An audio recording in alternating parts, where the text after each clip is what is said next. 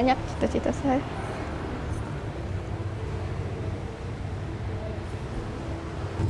Saya cuman sekarang bisa fokus untuk kedepannya, nggak mau lagi buat ingat masalah itu. Karena dampaknya luar biasa, Mas. Dari SDM-nya, dari kesehatannya, kemudian dari ekonomi, dari sosial budayanya, ini dampaknya sangat luar biasa. Mengapa pemerintah sangat serius menurunkan kasus pernikahan anak ini? Karena ini dampaknya sangat luas.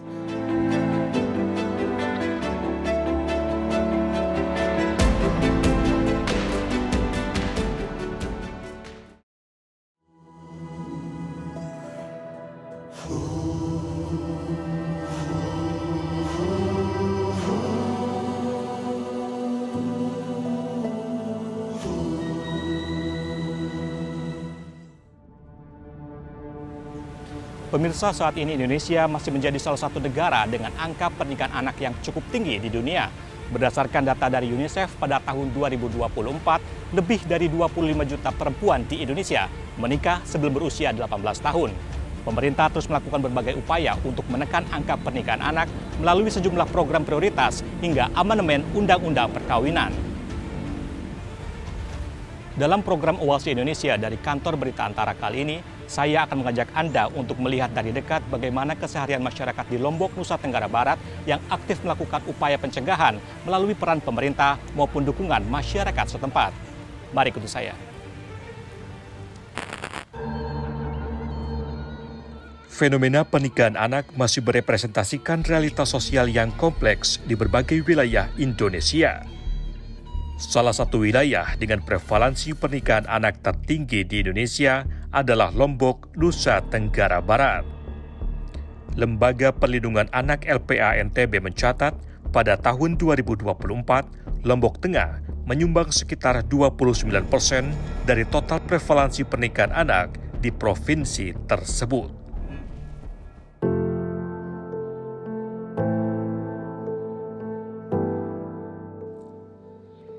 Ini adalah Aha, seorang remaja asal Lombok Tengah yang menikah pada usia 15 tahun. Hilangnya peran orang tua, diperparah dengan tekanan sosial dari lingkungan sekitar, memaksa Aha menjadikan pernikahan sebagai pelarian dari situasi ini. Semenjak orang tua saya meninggal itu kan mereka itu kayak memojokkan saya gitu. Padahal di sana itu seharusnya mereka itu kan membimbing saya gitu, membimbing saya dan adik-adik saya ini malah dipojokkan gitu. Masalah sepele dibesar-besarin, juga udah saya dipukul juga. Sempat, tapi saya enggak terlalu kan ngambil pusing di sana. Dan juga di sana itu sempat enggak bisa kan, nggak tahu mau kemana gitu. Pengen udah terbebas dari mereka, tapi nggak bisa. Akhirnya saya memutuskan untuk nikah dini. Dengan restu yang belum sepenuhnya diterima, Aha menjalani proses merarik, sebuah tradisi khas suku Sasak yang secara kultural dimaknai sebagai jalan untuk mengesahkan hubungan perkawinan.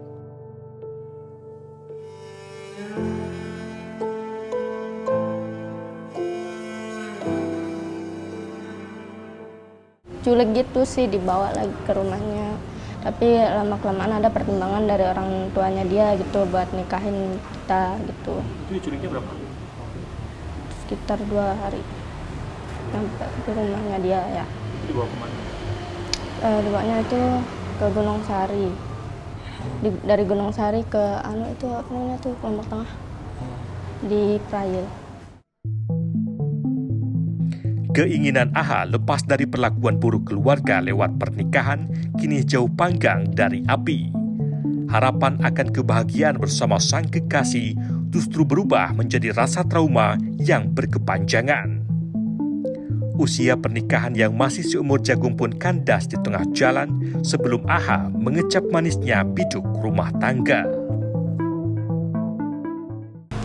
Pernah ada perselisihan, itu cuman gara-gara HP aja. Nah di sana dia marah, nggak tahu marahnya kenapa, dia baca chat itu dia banting HP-nya, bisa berantem di situ, tahu berantem di sana. Saya teriak, teriak langsung sebel, pengen jambak dia. Nangis saya di sana, terus saya pukul dia. Nah di sana itu pergi dia. Asa Aha untuk menata hidup perlahan tumbuh kembali lewat jalur pendidikan. Setelah mendapat pendampingan dari Unit Pelaksana Teknis Daerah Perlindungan Perempuan dan Anak, UPT DPPA Nusa Tenggara Barat, ia akhirnya bisa melanjutkan sekolah yang sempat terputus akibat pernikahan. Jadi rata-rata anak-anak ini memang bersekolah, tapi karena mereka itu malu untuk kembali ke sekolah yang sebelumnya, mereka ingin pindah.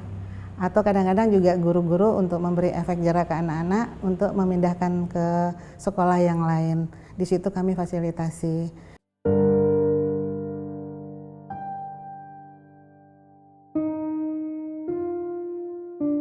Tak sulit untuk menemukan anak yang menikah dini di wilayah ini. Di sudut lain kota Lombok, saya bertemu Iwe dan RN. Keduanya memutuskan menikah saat masih berusia 14 dan 15 tahun. Jadi sekarang usia perkawinan itu sudah berapa tahun? Sekarang 3 tahunan. Hampir 3 tahun. Sudah punya keturunan? Udah 3 tahun umurnya. 3 tahun. Setelah menikah, menjalani hidup rumah tangga, apa yang dirasakan oleh Mas dan Mbaknya? Ya, kalau dirasakan ya banyak sih penyesalan. RN yang sebelumnya bercita-cita menjadi guru harus mengubur mimpinya karena di usia yang begitu muda, ia belum siap memikul peran sebagai istri, ibu, sekaligus melanjutkan pendidikan. Situasi kian berat setelah sang ibu tiada membuatnya harus hidup dalam asuhan sang nenek. Ya, cita-cita dulu apa sih sebelumnya? Ya. Cita, pengen jadi guru.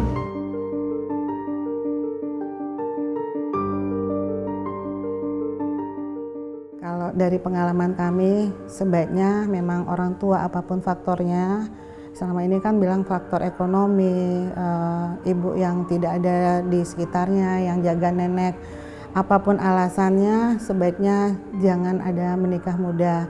Karena mereka anak-anak ini setelah ditangani oleh psikolog klinis baru ketahuan bahwa mereka sebenarnya belum siap. Mereka hanya ngomong cinta tanpa tahu sebenarnya bagaimana efek kesehatannya. Mereka belum siap, kandungan mereka belum siap, faktor ekonomi untuk pasangannya juga rata-rata belum dapat yang mapan. Jadi tolong diperhatikan baik-baik bahwa janganlah kita jerumuskan anak itu lagi ke hal yang mungkin ibu bapaknya dulu melakukan hal seperti itu. Selain membantu anak-anak penyintas pernikahan dini untuk kembali melanjutkan pendidikan, UPT DPPA Nusa Tenggara Barat juga turut berperan sebagai rumah aman termasuk mereka yang menikah muda melalui tradisi merari. Di tempat ini, mereka mendapat layanan konseling dan pendampingan psikologis untuk memulihkan kondisi mental dan kembali membangun kepercayaan diri para penyintas. Boleh nggak saya tahu kronologi kejadian kemarin itu bagaimana? Coba diceritain. Mbak, sekarang kita akan mengisi namanya screening kesehatan mental untuk mengetahui nih keadaan psikisnya Mbak ya.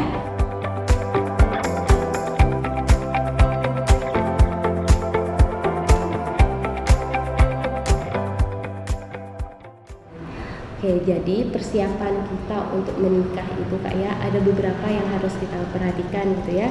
Yang pertama, kesiapan mental kita, ekonomi baik dari pasangannya, dari diri sendiri juga bagaimana. Nah, terus juga dari segi emosi kita. Jadi kami memberikan pendampingan kepada korban. Kalau memang dibutuhkan, kami sudah menyiapkan rumah aman untuk dia tinggal. Ada pendamping psikolog yang kami punya di UPT, dan itu nanti yang akan mengawal sampai di mana. Nah, seperti beberapa kasus, ada kasus yang sudah selesai di Lombok Barat dan sudah ingkrah, itu selalu kami kawal. Sejatinya, Merarik lahir sebagai simbol komitmen dan keberanian dalam kebudayaan Lombok, bukan sebagai jalan menuju pernikahan anak. Namun, pergeseran nilai yang terjadi menegaskan pentingnya sinergi antara pemerintah dan aparat penegak hukum dalam memastikan perlindungan anak berjalan beriringan dengan pelestarian budaya.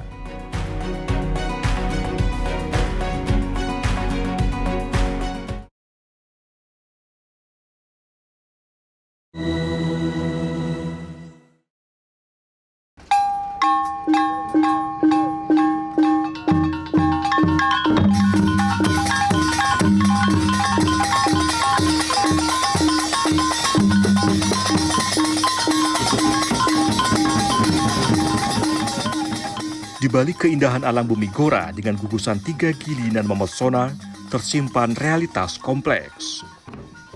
Simbol keberanian dan penghormatan berupa tradisi Merarik kini justru bergeser menjadi ruang abu-abu yang menjerat generasi muda dalam praktik pernikahan anak.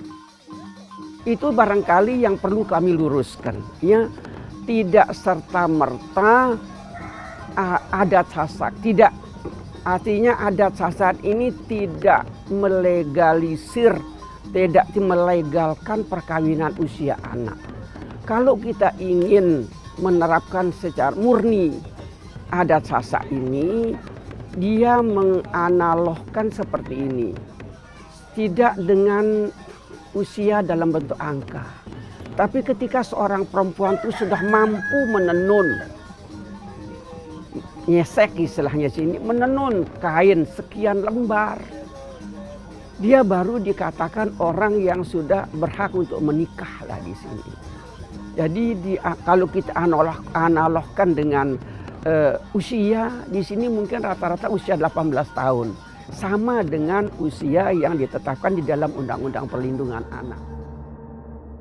Data BPS tahun 2024 mengungkap bahwa prevalensi angka pernikahan anak usia dini di NTB menempati posisi teratas dengan 14,9%, melampaui prevalensi nasional yang berada di angka 5,9%. Fakta ini sekaligus menobatkan NTB sebagai daerah dengan status darurat pernikahan anak. Tingginya angka pernikahan anak di NTB menggeser strategi pemerintah dari intervensi formal menuju pendekatan kultural yang menempatkan tradisi sebagai ruang dialog untuk membangun kesadaran kolektif masyarakat setempat terhadap perlindungan anak. Melalui Pusat Pembelajaran Keluarga Puspaga, pemerintah NTB secara aktif menjangkau masyarakat secara langsung hingga ke rumah-rumah dengan pendekatan budaya lokal. Mungkin Bapak Ibu juga mungkin pernah dengar kenapa pernikahan usia anak itu dilarang. Selain memang undang-undang juga mengatakan pernikahan usia anak itu tidak diperkenankan atau tidak boleh. Karena memang kalau masalah jemput bola dan lainnya itu kita ada kaitannya dengan budaya ya.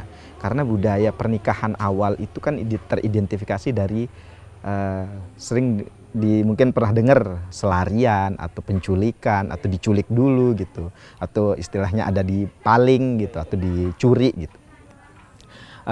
Dan proses setelah dicuri itu nanti ada proses adat lainnya namanya sejati selabar dan lain-lain. Kalau kami konselor biasanya kan seringkali melakukan assessment awal gitu, menerima laporan, kemudian melakukan assessment awal hingga terlibat dalam proses-proses.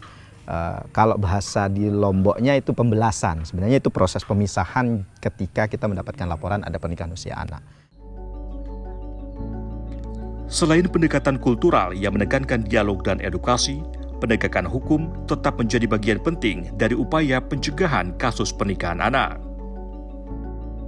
Ketua Lembaga Perlindungan Anak Kota Mataram, Joko Jumadi, menyebut upaya melaporkan kasus pernikahan anak kepada aparat penegak hukum dapat membentuk kesadaran masyarakat bahwa pernikahan anak bukan sekadar persoalan adat, melainkan pelanggaran hak asasi manusia. Hukum pidana sebagai ultimum remedium, sebagai garda terakhir, benteng terakhir, harus diaktifkan. Supaya apa? Supaya memberikan contoh kepada masyarakat. Ini masyarakat masih melakukan proses-proses perkawinan anak karena mereka nganggap bahwa nggak ada kok pemerintah ngelakuin apa-apa. Kalau melakukan perkawinan anak juga nggak ada yang dihukum kok. Gitu. Maka sekali waktu hukum pidana harus dilakukan, paling tidak memberikan efek menakut-nakuti, efek deterrence.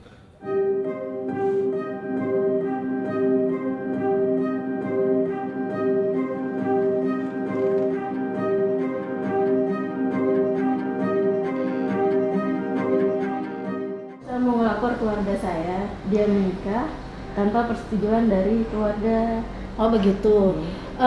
Umur yang menikah masih 15 tahun. Masih anak berarti ya? Di bawah umur. Menikah dengan siapa? Pacarnya kurang tahu dari mananya dan umurnya berapa. Berarti ini posisinya dibawa lari Ya, si korban itu. Ya, kalau di bahasa sastranya dipaling. Kita menilai upaya pencegahan di awal-awal sudah dilakukan, tetapi kemudian tidak mentaati upaya-upaya pencegahan yang dilakukan oleh teman-teman UPTD, teman-teman NGO yang memang perhatian terhadap perlindungan anak. Itulah yang kemudian kami lihat harus ini, nggak ada pilihan lain, penegakan hukum lah yang harus kita lakukan. Supaya kemudian sekali lagi membuat efek deteren bahwa siapapun yang memaksakan perkawinan, memaksakan anaknya untuk kemudian melakukan perkawinan, ataupun orang tua yang tidak melakukan upaya maksimal untuk pencegahan, ternyata ada loh efek atau sanksi hukuman bagi mereka. Yang jelas, tradisi merarik bukanlah jalan untuk melegalkan pernikahan anak, melainkan cerminan nilai luhur masyarakat Sasak tentang tanggung jawab dan perlindungan terhadap hak anak untuk tumbuh dan menentukan masa depannya. Jadi banyak orang tua yang berlindung di balik adat, padahal sesungguhnya dia sendiri tidak mengerti adat. Kalau dia mengerti adat tidak akan melakukan hal yang seperti itu. Dia sendiri tidak mengerti adat. Ya, jadi sekali lagi adat Sasak itu tidak melegalkan. Karena sekarang dengan perkembangan pendidikan kita paham bagaimana risiko ketika terjadi perkawinan anak. Faktor ekonomi dan budaya saling berkaitan erat dalam mempengaruhi maraknya praktik pernikahan anak. Kondisi ini menjadikannya bukan sekadar persoalan sosial, tetapi juga prioritas kebijakan pemerintah untuk melindungi masa depan generasi muda.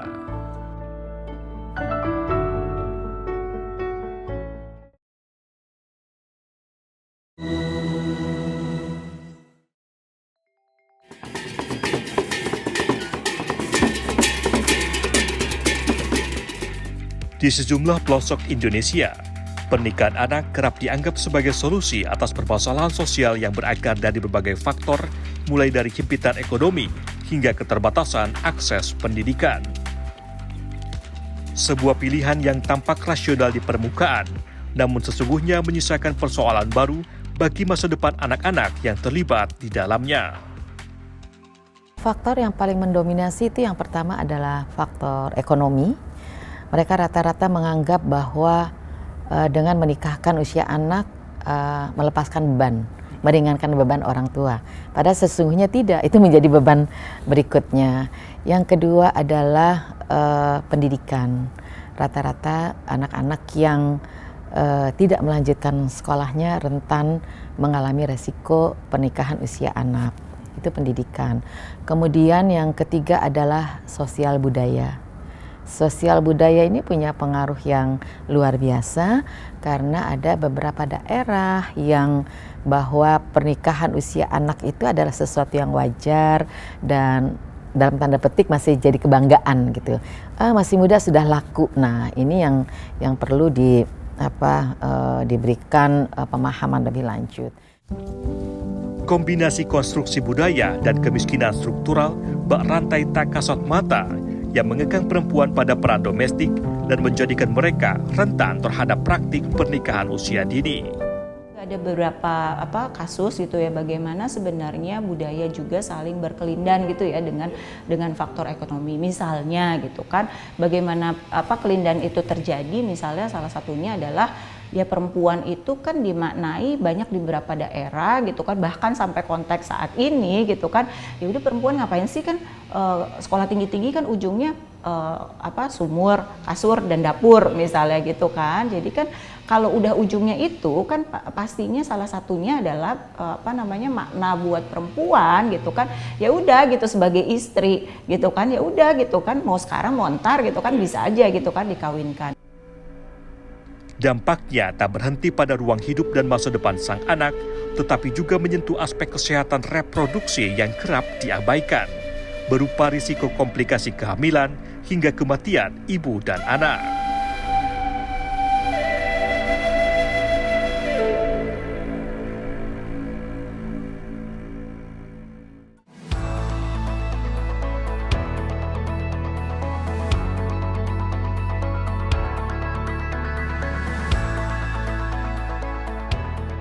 Melalui program-program yang melibatkan masyarakat dan para profesional, Kementerian Pemberdayaan Perempuan dan Perlindungan Anak berupaya membangun ekosistem perlindungan anak yang holistik, agar kesadaran terhadap pemenuhan hak anak mengakar sebagai sebuah budaya di lingkungan masyarakat sekitar.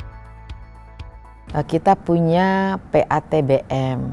PATBM ini adalah perlindungan anak terpadu berbasis masyarakat.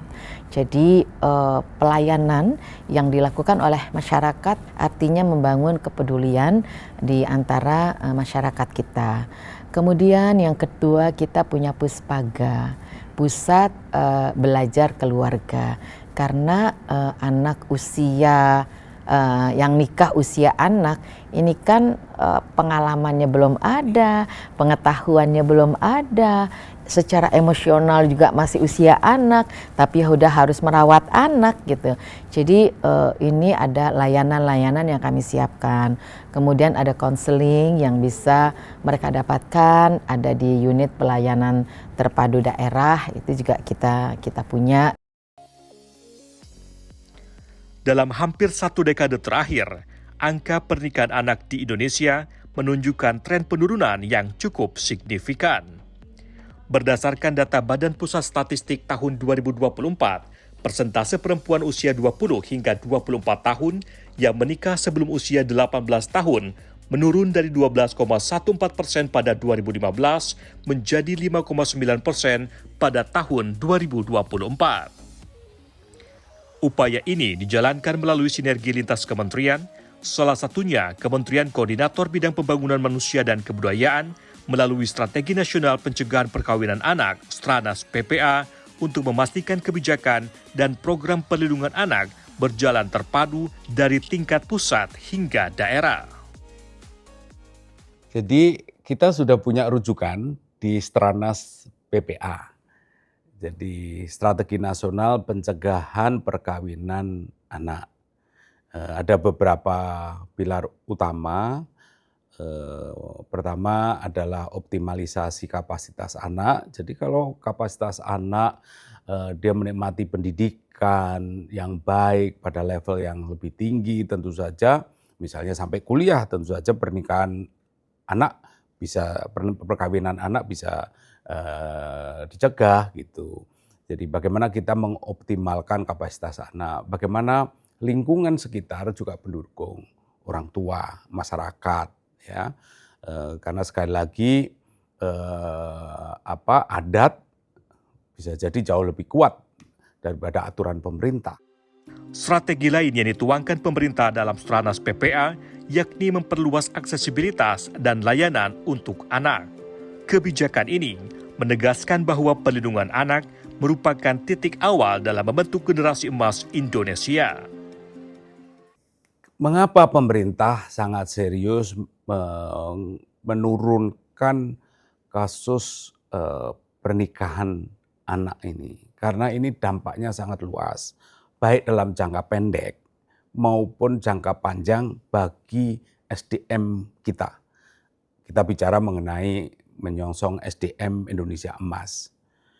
Kalau terjadi pernikahan anak, Jadi secara fundamental adalah dia sudah menyabotase peluang kita untuk membangun SDM yang unggul, SDM yang berdaya saing.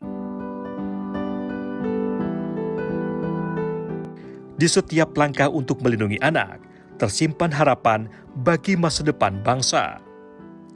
Karena kemajuan sebuah bangsa dibangun oleh generasi yang tumbuh dengan ruang untuk belajar, bermimpi, dan menjadi diri seutuhnya.